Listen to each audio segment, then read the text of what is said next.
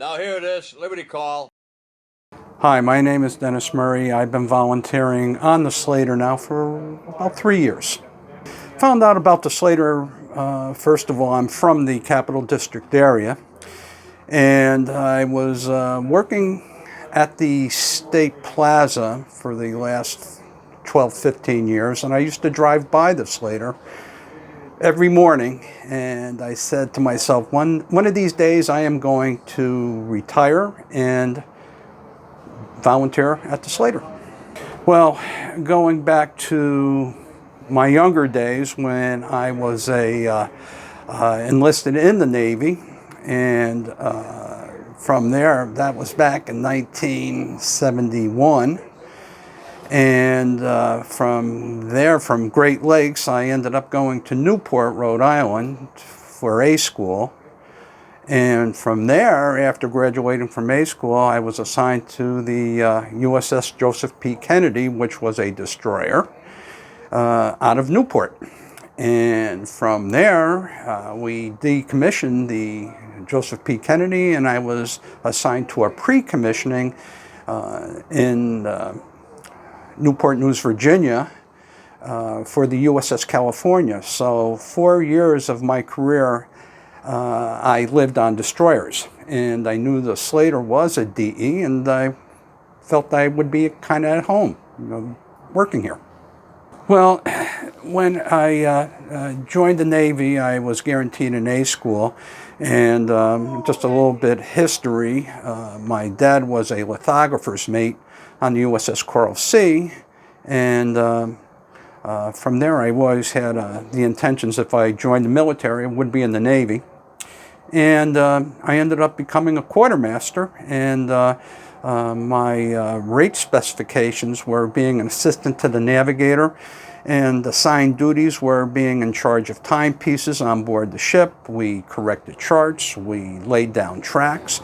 It was a great rate because we always knew where we were going and what to expect and what was going to happen in the near future aboard ship, which was pretty cool.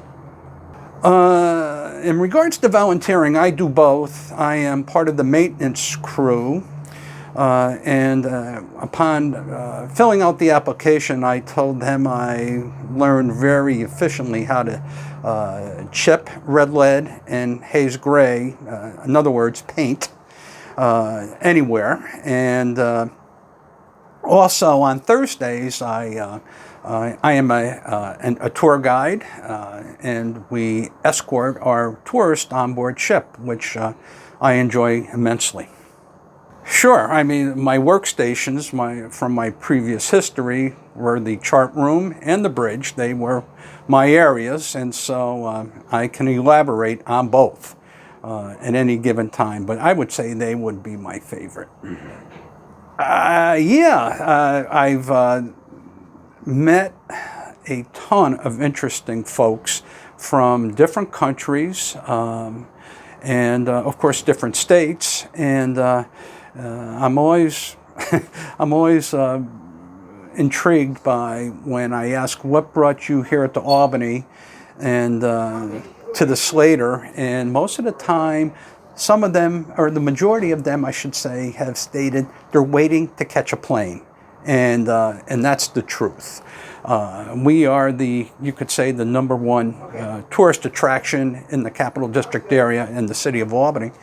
And regardless on what their reasoning or rationale for being in our area, when they come aboard the Slater, I try to make them feel like they're at home and to get the most that they can out of their tour experience.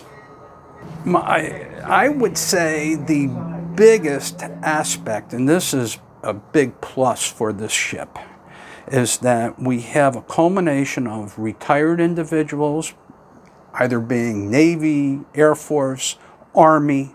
Doesn't make a difference. All the armed services are represented here for volunteers. And the culmination of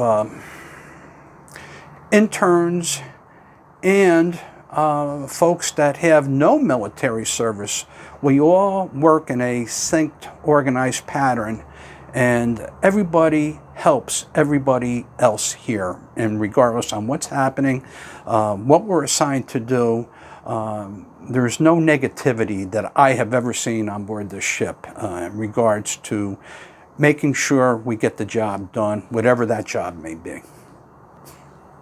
I'm originally from Waterville, and if you know anything about the city of Waterville, we have an arsenal, and we were one of the leading manufacturing facilities for barrels for tanks, battleships, and howitzers, anything like that. So adding a tank, I've seen them since I've been a kid.